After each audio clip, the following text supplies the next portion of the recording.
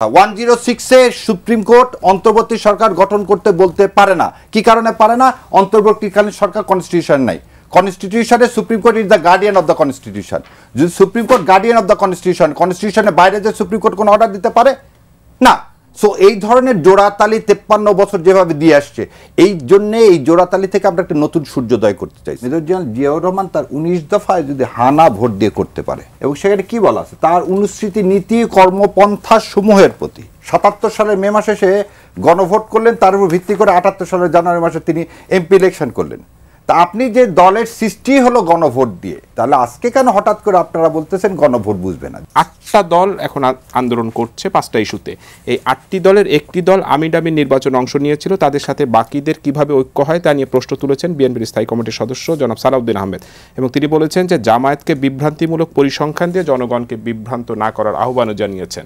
জামাতকে আসলে বিভ্রান্তি ছড়াচ্ছে রাজনীতির মাঠে? বাংলাদেশ জামাত ইসলাম প্রথম বলেছে এই কনস্টিটিউশনের মাধ্যমে আপনি নির্বাচন করতে পারবেন না, সেই জন্যেই সংস্কার করেন, সংস্কারের জনগণের মতামত নেন গণভোটের মাধ্যমে। এবং বিএনপি কিন্তু প্রথম সেই তত্ত্বাবধায়ক সরকারের সময় একই কথা বলছিল, গণভোট তারা বোঝেন না। মহাসচিব দিয়েছেন দেশের সাধারণ মানুষ গণভোট বোঝেন না। সো এইটার ফার্স্ট না, গণভোট না, গণভোটের 4টি প্রশ্নের বিষয়ে আসলে আমি বলতেছি, লেট মি কাম। সো ওনার কথা হলো যে প্রথম জিনিস হচ্ছে মেজর জেনারেল জিয়াউর রহমান তার 19 দফায় যদি হানা ভোট দিয়ে করতে পারে, 19 দফা, একটা দুইটা না, 19 দফা যদি হানা ভোটে করতে পারে, এবং সেখানে কি বলা আছে তার অনুসৃতি নীতি কর্মপন্থা সমূহের প্রতি। তার মানে 19 দফায় তার মধ্যে ছিল। 19 দফা যদি মানুষ তখন লিটারেসি রেট কত ছিল? 29%। তখন যদি মানুষ হানা ভোট দিয়ে পারে, এবং হায়ের কত পার্সেন্ট? 98% হচ্ছে হ্যাঁ ভোট পড়ছে। এবং তাহলে যদি সেটা হয়, তাহলে আজকে কেন হঠাৎ করে আপনারা বলতেছেন গণভোট বুঝবে না? দ্বিতীয় কথা, শহীদ প্রেসিডেন্ট জিয়াউর রহমানের দলই তো বিএনপি। শহীদ প্রেসিডেন্ট জিয়াউর রহমান সে সময় জাদু মিয়া থেকে শুরু করে সাজিস থেকে শুরু করে যত নাম করা লয়াররা ছিল, তারা সবাই মিলে বলছে আগে গণভোট করতে হবে, তারপর আপনি পার্লামেন্ট ইলেকশন করেন। 77 সালের মে মাসে সে গণভোট করলেন, তার উপর ভিত্তি করে 78 সালের জানুয়ারি মাসে তিনি এমপি ইলেকশন করলেন। তা আপনি যে দলের সৃষ্টি হলো গণভোট দিয়ে, আজকে আপনি টাকার কথা বলে, ভাইও বললেন ইকোনমির কথা বলে যে গণভোট করতে চাচ্ছেন না, এবং মতৈক্য হয়েছে একটা। এবার এইখানে মতৈক্য হয়েছে, ভালো কথা। তাহলে আপনি ঐক্যমত কমিশন গঠন করলেন কোন আর্টিকেলের আন্ডারে? এই সরকার চলতেছে কোন আর্টিকেলের আন্ডারে? এই সরকার শপথ নিল কোন আর্টিকেলের আন্ডারে? ভোট করবেন কোন আর্টিকেলের আন্ডারে? বাস্তবায়ন আদেশ দিলেন কোন আর্টিকেলের আন্ডারে? 2/3 অফ দিস কনস্টিটিউশন অ্যাবান্ডেন্ট হয়ে গেছে। এই ধরনের জোড়াতালি দিয়ে তো 53 বছর চললেন। এই সংবিধানটা পাশ করছে Sheikh Mujibur Rahman, drafted by India without গণভোট। ড্রাফটেড বাই ইন্ডিয়া কেন? Yes, this constitution is drafted by India. এবং আপনি বলছেন যে এই সরকার আসলে কিভাবে? এই সরকার তো জন আকাঙ্ক্ষারই প্রতিফলন, এবং সেখানে সব রাজনৈতিক দলই, আওয়ামী লীগ এবং ফ্যাসিবাদের সাথে সম্পৃক্ত সবাই, বিরোধী সবাই, এই সব রাজনৈতিক দলই কিন্তু একমত হয়েছিলেন। আর কথাটা বুঝলাম, আমরা বলছি এই কনস্টিটিউশনের সরকার না। সরকার হচ্ছে কি? সরকার মানুষের কনস্টিটিউয়েন্ট পাওয়ারের সার্বভৌম ক্ষমতার সরকার। এই সরকারের লেজিটিমেসিটা কি?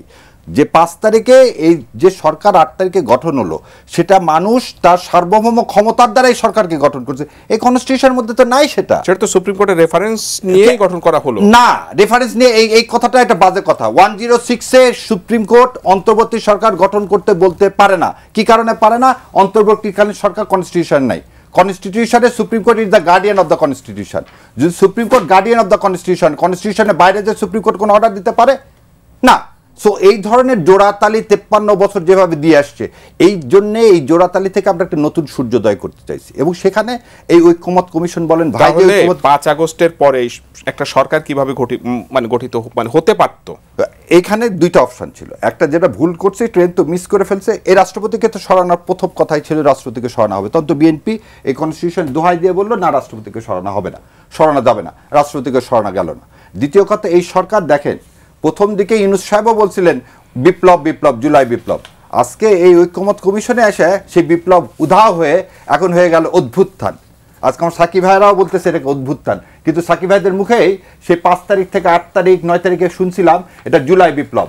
এই আত্মাহুতিগুলো ছিল জুলাই বিপ্লব। এবং এই জুলাই বিপ্লবের মাধ্যমে রাষ্ট্রপতি ভবনে যখন গেছেন, তখন আমার কাছে সেই রেকর্ডিংগুলো আছে, আপনারা সবাই বলছেন জুলাই বিপ্লব। সো আজকে যদি আপনারা বলতে চান, তাহলে আমাকে রেকর্ডিং বাজাতে হবে। 5 তারিখের কথা বলছেন, 5 তারিখে বঙ্গভবনে যে বৈঠক হয়েছিল সেখানে কিন্তু জামাতের আমিরও উপস্থিত ছিলেন সবাই এবং ছিলেন। সকল দলের ছিলেন সব এবং ছিলেন। সকল দল সবাই ঐক্যবদ্ধ বলছে এটা হয়েই বিপ্লব। কিন্তু এই সরকার কিভাবে গঠিত হবে সেটার একটা পথরেখা কিন্তু সেখানে হয়েছিল। পথরেখা সেখানে হয়েছিল কিভাবে হলো? সে কনস্টিটিউশনের বাইরে থেকে হলো তো, একটা অলিখিত কনস্টিটিউশন আন্ডার আমরা চলতেছি। এই সত্যটাকে কেন আমরা মানতে চাচ্ছি না? কারণ কনস্টিটিউশনের যে 2/3 সাসপেন্ডেড। আমি যে কোশ্চিন করলাম, আমি 18টা একটা উদাহরণ দেন, কোথায় কনস্টিটিউশন আছে, কোথায় এই সরকারের লেজিটিমেসি আছে, কোথায় এই সরকার শপথ নিচ্ছে? তাহলে সবকিছু একটা অলিখিত সংবিধানের দ্বারা জনগণের সার্বভৌম ক্ষমতার দ্বারা এই সরকার চলতেছে। এই জনগণের সার্বভৌম ক্ষমতা হচ্ছে এই সরকারের উৎস। এই সরকার অন্য কোনো জায়গায় যেতে হবে না, এই কারণে জনগণ এই সরকারকে বসাইছে। প্রতিটা কথায় সালাউদ্দিন সাহেবের উদাহরণ তো আপনি টানলেন, প্রতিটা কথায় সালাউদ্দিন সাহেব এটা কনস্টিটিউশনের মধ্যে নেক্সট পার্লামেন্ট করবে। কেন ভাই নেক্সট পার্লামেন্ট করবে? আপনি তো জীবনে বহুত করছেন, আপনি তো 91 সালের কথা মানেননি।